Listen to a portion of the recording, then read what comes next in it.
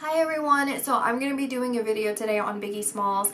If you're here looking for specific information on his life as Biggie Smalls, you're surely going to be disappointed.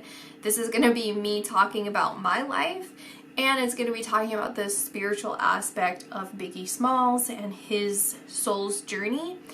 And there might be a couple nuggets of information about his life as Biggie Smalls, but I just want to put that disclaimer out there so that you can click out and not feel frustrated that I don't really get into the information that you're looking for, okay? So now that I got that out of the way, y'all, I got so much information on Biggie Smalls, you have no idea. No, I'm just kidding. I really didn't get that much information on him. Today is November 11th, okay? And the reason why I want to point that out is because I got this recommendation to do a video on him almost 2 weeks ago, if not already been 2 weeks. I recorded the first video on Biggie Smalls the day after someone recommended it to me, and I am just so frustrated with myself because I'm recording it and re-recording it over and over and over again, and it's actually been affecting my life where I did a Courtney Stodden video, and it's like I couldn't really concentrate, I couldn't really think straight because all this information about Biggie is still lingering in my brain. I've been praying on this every day. I've been praying about it. Like, I just need guidance, I need more help, I need more information. Like, tell me what to do, tell me what the right thing is to do is. I need a sign. I got my sign this morning, okay? Because my sign, I'll tell you what my sign is and it'll make sense later. My sign was I got on Twitter and I saw Lil Kim trending today. And then I was like, 1111. And I swear that's like something to do with like your soulmate or whatever. And I'm like, 1111, Lil Kim, that's my freaking sign. I'm gonna do the video in its finale, like the final release of this video, and just get this out there. Okay, so let me cross that out because I sat here and wrote down, I just meditated and wrote everything down that I could think that kept coming up into my visions. That way I can kind of cover everything and then just hopefully be done with it for good. And so me, with that energy constantly lingering and like pulling at me and being a bother, that tells me this is information that I really need to release, okay? Normally energy will leave me within like a couple days, sometimes even immediately. Like after I say it, it's gone, I forget it. This information is stuck in my brain until I say it. I crossed this out because I started recording and then I re-recorded. So some channel numbers that I'm getting is 31, 331, 301, some variant of 3s and 1s, okay? That's somehow important to his reading. So let me back up all the way to the day that I got the recommendation to do a video on Biggie, right? Someone left a comment and I said, okay, that is so interesting, because I never, like, that never occurred to me to do one on him for YouTube. And he's such a big figure in the music industry.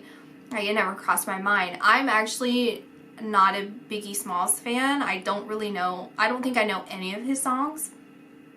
I know what he sounds like, and I'm sure I've listened to it at some point. I'm 33 years old, so there's no way that that information did not seep into my unconscious somewhere. Like, I have to know that. I have to know more than I realize about him. But I told one of my friends, and I don't listen to his music, okay? Like, even back then, I never listened to his music. I listened to, like, other rap music, like classic, I call it classic rap. I don't know what it would be, like the originators. I listened to all of that, but for some reason, I guess I've just never, I have no idea why. So I told one of my friends that someone recommended I do this reading, and he said, "Who shot ya?" And I was like, oh, thanks. So now I know he perished from getting shot. And my friend was like, well, yeah, no, but it's a song. So then I was like, okay, you know what, just be quiet, because now I know it's a song and that he got shot and that there's potentially a conspiracy about it because you're being sketchy about the way that you answered that. So I was like, just leave me alone, just stop, don't say anything anymore, please, just be quiet. And that day I kept getting these messages, quotations, like psychic messages, not to do the reading. Like, don't do it, don't do it, don't do it. And it didn't feel innocent, if I'm honest. Like, it felt dark-sided. And I was trying to identify who and where it was coming from and why. And it was like, because I didn't, first of all, because number one, you need to figure out who the heck is saying it. And then number two, because I also don't want to overstep a boundary, even if it's an energetic boundary of someone who crossed over. Like, if they don't want to be contacted, or they don't want to be, I'm not really contacting them, I guess, but if they don't want to be talked about or like energetically looked at, then I shouldn't do it. I genuinely, my conclusion up until now, especially for this to be so here and what other information I'm getting after I went through this blockade, tells me that it's because they don't want this information out there, these darker energies. So I had so I'm like, okay, you know what? I'm going to do the reading tomorrow, whatever. I went to sleep and I had this dream. The dream was me doing a reading for some woman that I fabricated in my dream. And she was a Caucasian woman, and I was telling her about her life. And I'm like, you need to get it together. You need to live in the present moment, because you're too busy thinking about the future, and you're too busy thinking about your future lives. You're too busy thinking about your past lives. You're too busy thinking about your past in this life. And you have this multi-dimensional lives, right? Like, we have more than just this reality. We're experiencing realities in other realms. And I'm like, you need to reel it in. You need to acknowledge what those are. You need to address those, and respect that. But stop focusing on it. Focus on who you are today and who you are now. Like, don't squander your time on earth right now. And after I was done with the reading, she was like, oh my gosh, you verified everything that I felt and that I knew. But I never, I was okay with telling myself that I was crazy, or that I had some weird fixation on certain things. And that past life, like, I wasn't sure if past lives existed. So when I was fixated on being a Native American, or like Native American culture, I just told myself that I better stop doing it because, I'm appropriating it, or I'm just like a crazy person, or whatever. When in reality, it's because she had a past life like that. Or like in her current life, sometimes she has like some sort of bleed through of some other reality, and she's just telling herself that she's crazy. You get what I'm saying? So the parts of her lives, of her soul's lives, like these past lives and current realities, are within her consciousness.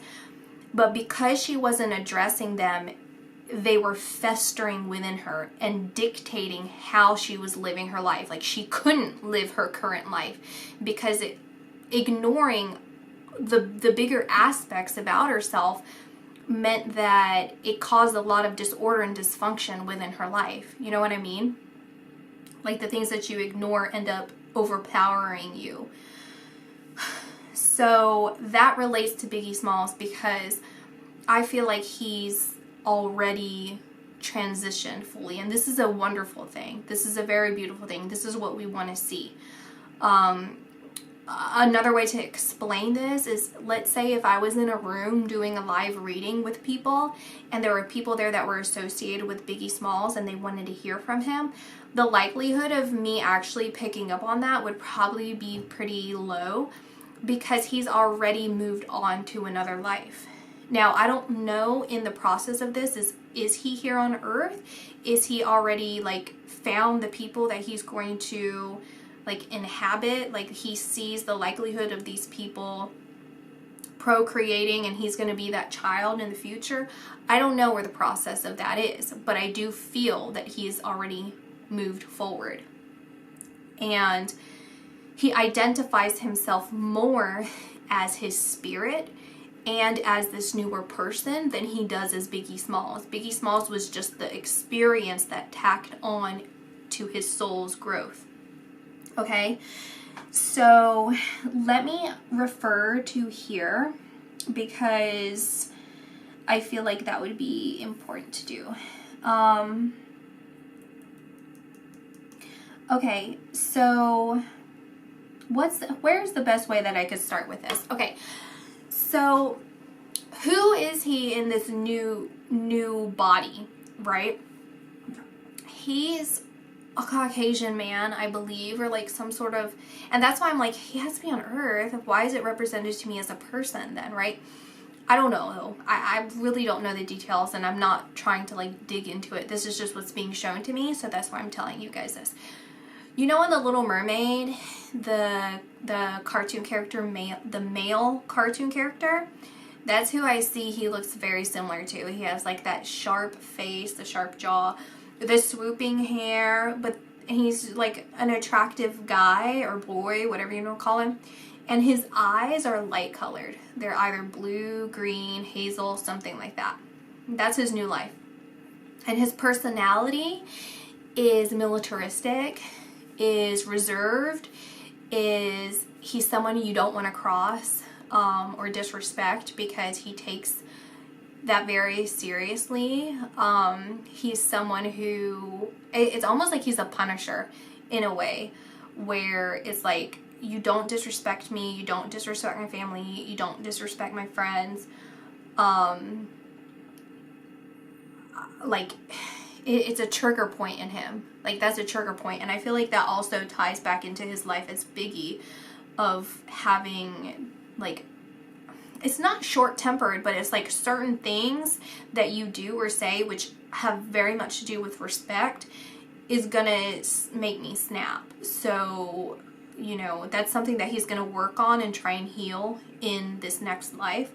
But that is one of the trigger points for him. People, like outsiders, would look at him and think that he was mysterious. He's kind of shy, but he doesn't come off as shy. But that's just the reality of what's really going on internally.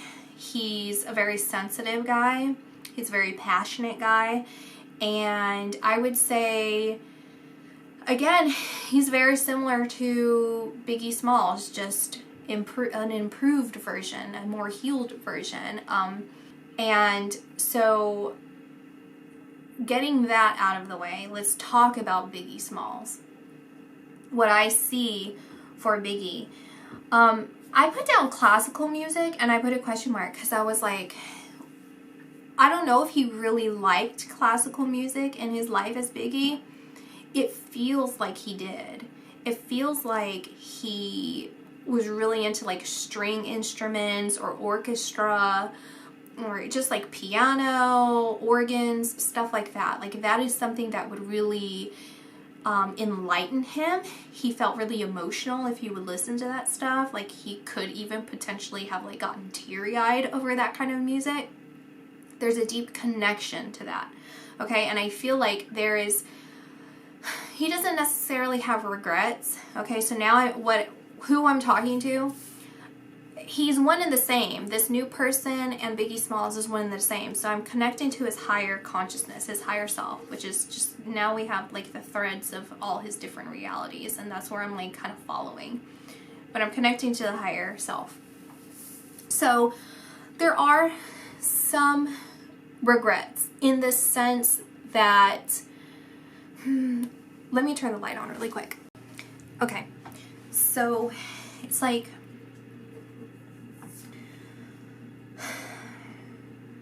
what I'm getting is him, it's pulling me over here where I wrote down about his character.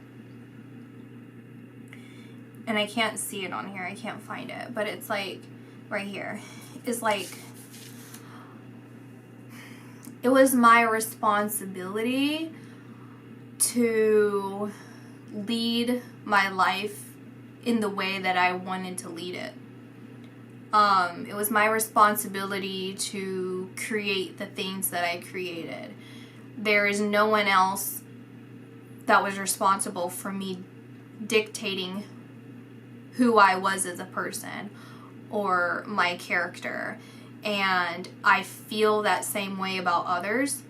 So even though I left a legacy that I'm not necessarily proud of, I know that it's other people's responsibility to handle their own lives in a way that makes sense for them. No one can give you power over your own life except for yourself. And this was my journey. This was my process of learning. And it just so happens that I ended up, releasing all of this. What I'm hearing is baggage. Like, he's looking at his music or his legacy as baggage. Like, the things that he did or the things that he said is like remnants of baggage, like, that he's not proud of, but he for himself and his journey, he had to do. He's like, well, now I'm hearing like, well, I didn't have to do it. It was my choice. And I have to live with that mistake. I have to live with those choices. And he's indicating that he was a very creative person, like musically creative and intelligent. And he's pointing again to that classical route where it's like, I could have had a positive outlet. I could have had those opportunities, but I chose otherwise. And then he's bringing me back to originally where he pointed me to Eazy-E, and he's continually pointing me to Eazy-E.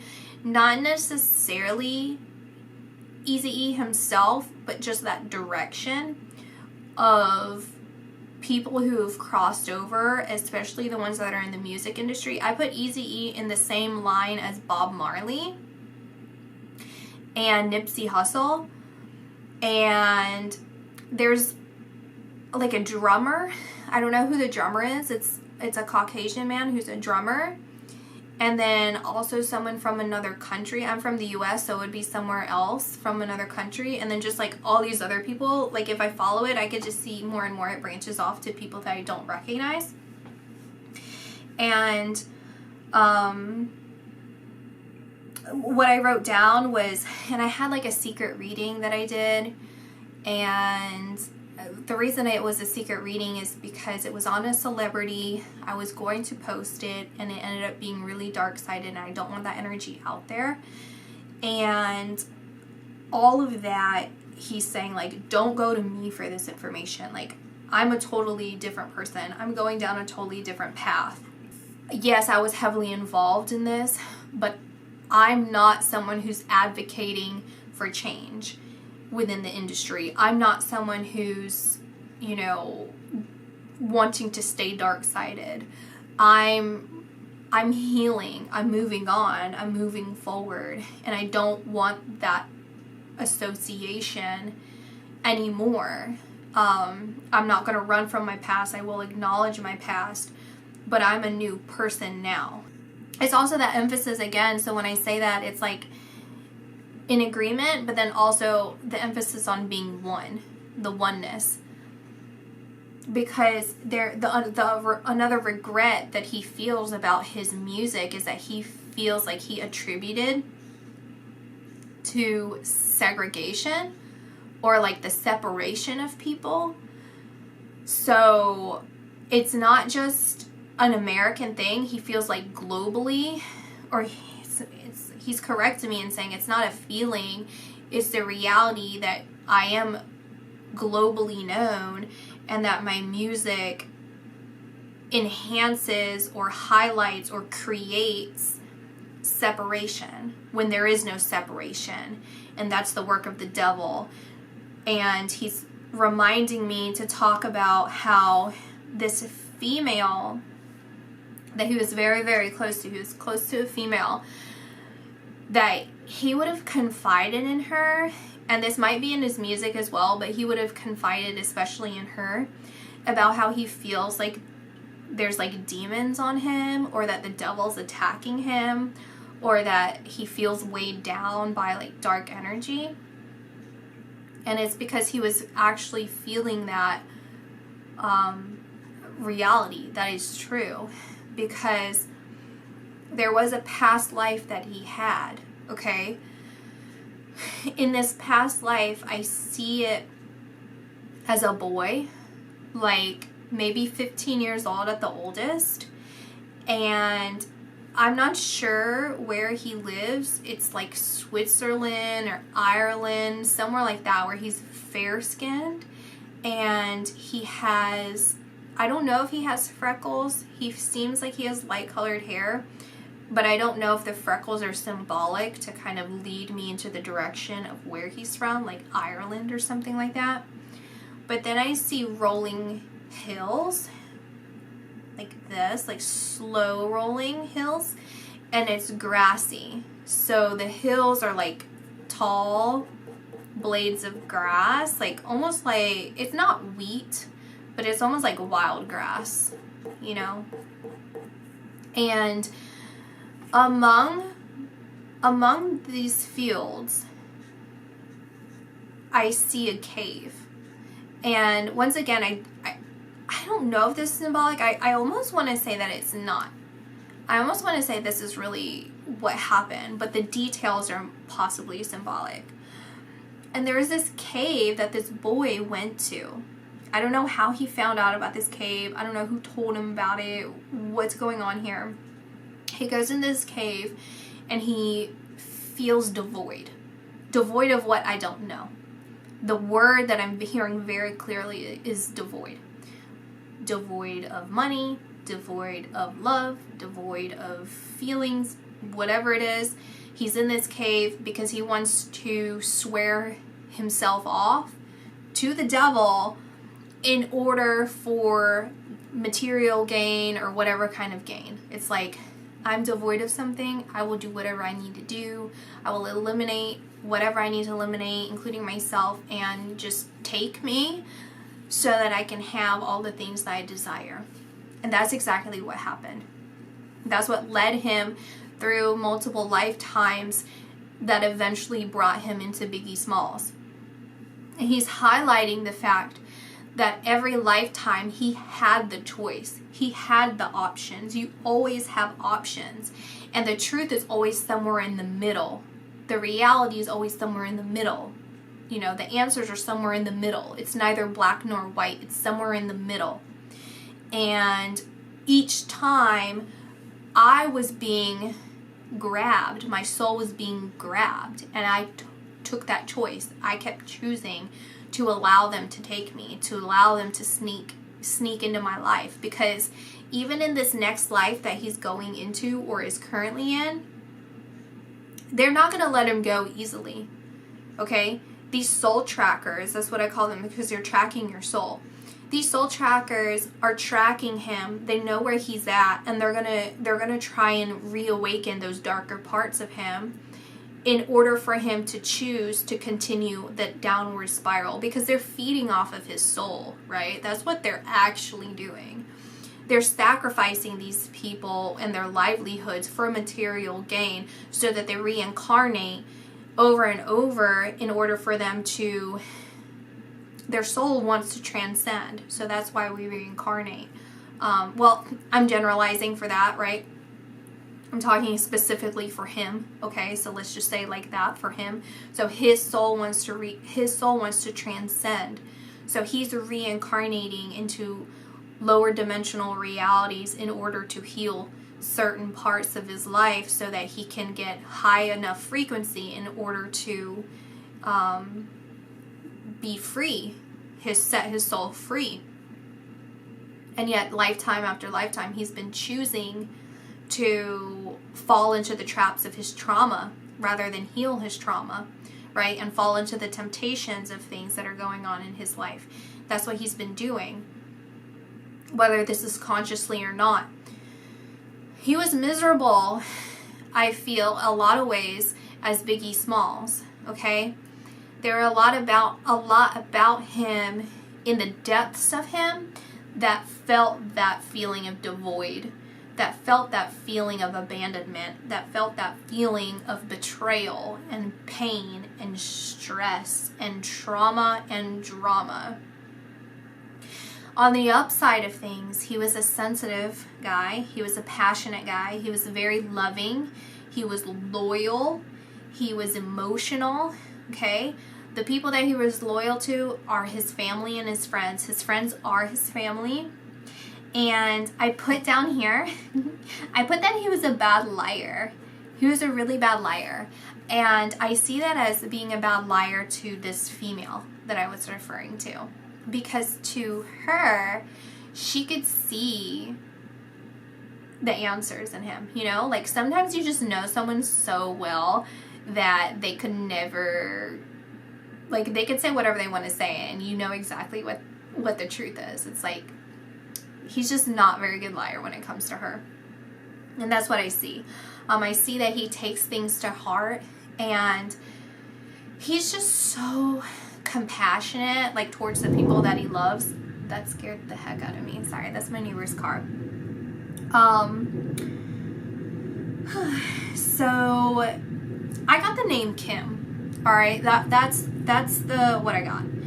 And did I say the sign was Lil Kim? I don't know if I said that. So I kept getting in my reading the names Kim, and I'm like, are there more Kims? Am I misjudging? What is the correlation? How am I connecting Kim to this reading? Because there's a significance to Kim, or like multiple Kims, or something that sounds like Kim. I'm not sure. But as I was praying over this reading, like I told you, like I've been praying and praying over it day after day, I'm like, give me a sign, like one clear sign. This was last night, actually. I'm like, I just needed the most clear sign to just do this reading. And I had this like little glimmer in my head of Lil Kim. I don't know why. And sure enough, when I woke up and I got on Twitter and I saw Lil Kim was trending, I'm like, yes, that's it. Okay, I'm just gonna do it, right? I probably already said this, but that's what happened. So we're gonna say that this is about Kim, that he is the light of his life, okay? Because this is really important for me to talk about, because she saved him. She saved him from this downward path that he was going on. I feel like they've spent many lifetimes together. I don't see the association of how they spent lifetimes together, like what the dynamics were. But even as he's crossed over and he's very much more spiritual than he is in reality, well, obviously he's not Biggie Smalls anymore, but I guess I'm associating him with being someone new, but he still considers her an angel, like way more angelic than he could ever be, which is like really sweet and kind of funny to me, because it's like, well, you're the one that's like a spirit, right? Like, you're the spiritual one. You can see things from a different perspective. You have an ability that we don't have the ability to do here on earth, and yet he sees her as this angelic being, and she's so pure and good, and he has so much love for her, And the song that I kept hearing, which I'll link it below, was Angel of Mine. Okay, so I don't know if that has an exact significance to them specifically, but I kept hearing it, and it was like in a sing-song way. So whether he's like singing it to her, or he's saying it in a sing-song way, or he has some terminology for her that he says that's very reminiscent of that, like angel of mine. That's what he, like something like that. He feels very, very connected to her in this like seems romantic. It definitely seems romantic, but it doesn't feel romantic. It feels like the love transcends romance. It feels like a very pure love, a very true love, a very real love. When I connect to the relationship that he shared with her as Biggie Smalls, what I see is his best friend, his confidant, the one who understands him, the one who loves him, the one who cherishes him, the one who believes in him, the one who supports him, the one who knows him more than he even understands himself and knows himself, the one who never gave up on him, the one who's always been there for him. It's like the glimmer in his eyes, like that little glimmer that he would have in his eyes as Biggie Smalls, or as he carries on into another world. That sparkle that you will always see, that signature sparkle he has in his eyes, he equates that to her. It's like, you are that sparkle. You are that light that's in my eyes. The things that people see, you know, and it's like this emphasis of how like the eyes are the window to your soul, and it's like, you are that light in my soul. You are the one who did that for me. You are that for me.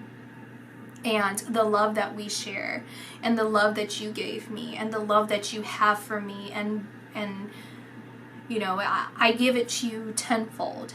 And I might have these certain things that it's not necessarily regret, even though that's the way that I interpret it, or like that's how I'm translating it to you guys. I don't know if I have the right words for it, but it's like the things that I had the choice of whether to do or not, and I chose those more poor choices, I would honestly do again, knowing that I would have to heal from that, knowing that that's something that I have to deal with and work on for my soul, even if it set me back, if that brought you good karma. If anything, I would sacrifice whatever I had to do in my life for you. I would do anything for you. Like, you're my baby, you're my everything, you're my love, you're the angel of mine. Like, you saved me. You saved my soul. You freed my soul. You uncaged me. And I can never pay you back in a way that you did that for me. And you don't even understand, because I feel like she's alive. So he's saying, like, you don't even see the light that I see in you. Like, I've crossed over. I'm over here, and I see that, you know. I went for it. I grabbed it. And you're just over here shining, being your angelic self, and you don't even realize it. You don't even realize it.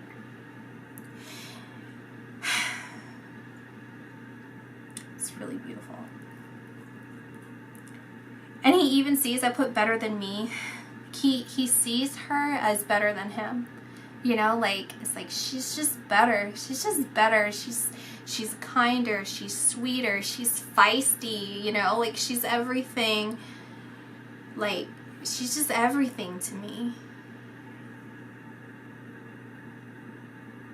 And it says, me, the good without you.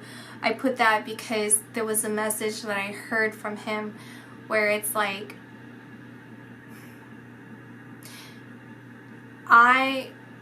every good in me, everything that you would respect about me, and that you would honor about me, and that, you know, you would be proud of me for, as I transitioned, like, as I'm moving forward, would have never happened without you. Like, the goodness that I will become, the goodness that I'm working towards is you. You are seeing yourself in me. You know what I mean?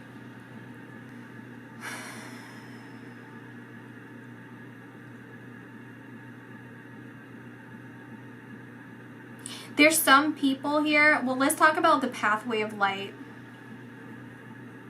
We'll talk about the pathway of light, which she is to him.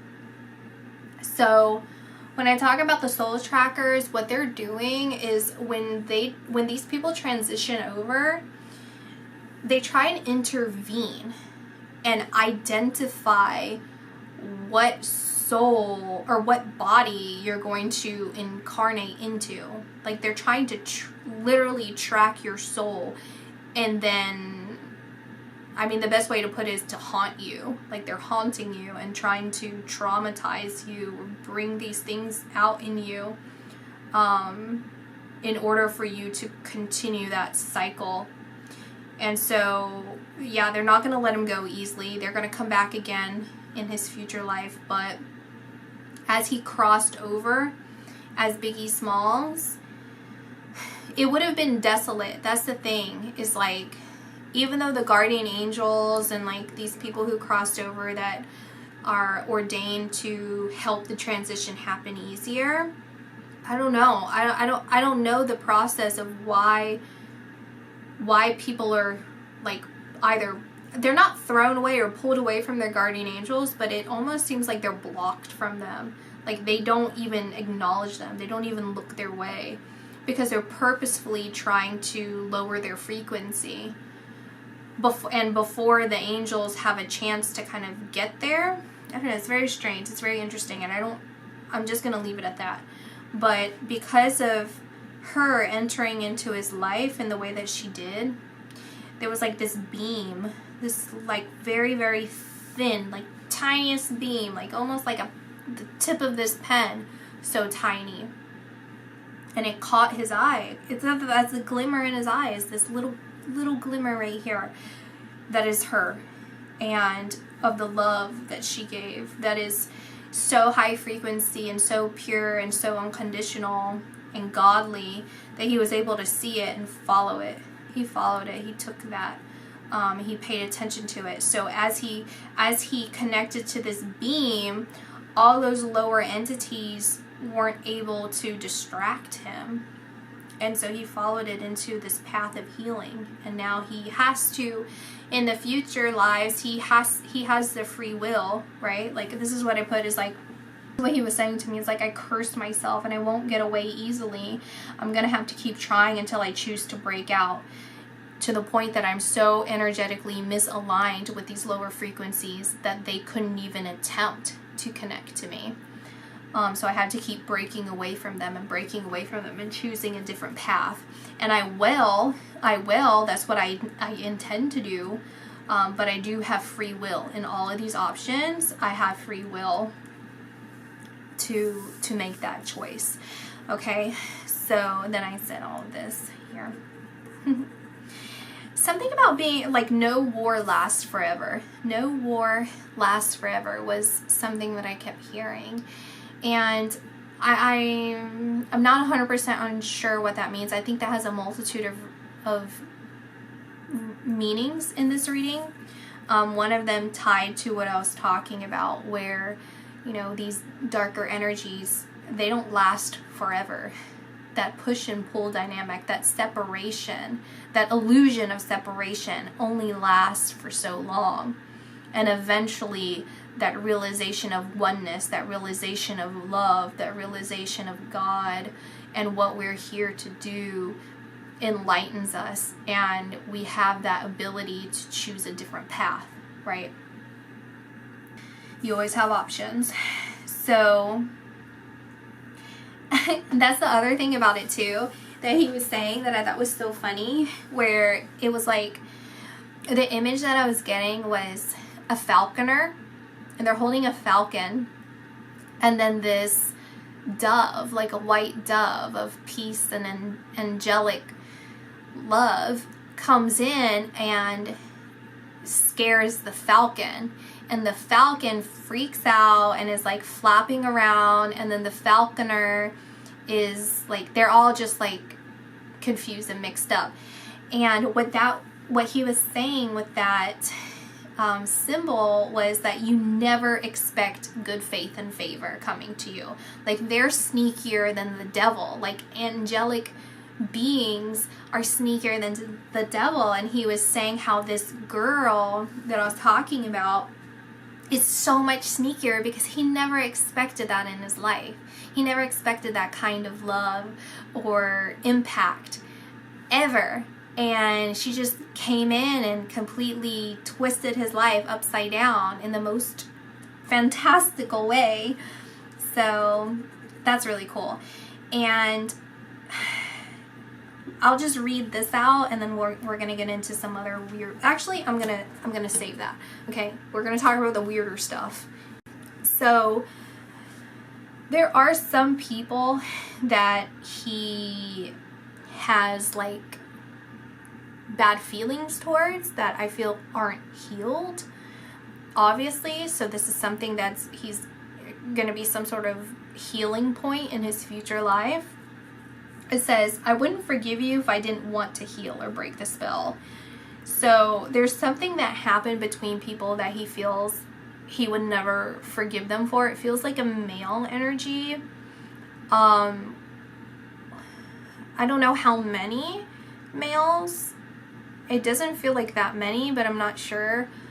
But that's basically all the message I'm getting. It's like, if it wasn't for her, I would continue down this other path, and I would like just be a revengeful person. I don't know. Or I would just not be healed. But I want to heal, and I want to get out of this. I want to move on. I will move on. And so you're lucky with that. And then this is a very different message. I don't know how this plays in, so I'm going to tell it to you as like blocked off in something completely separate. Because I wrote down who, bunch of question marks, and huh? Like what?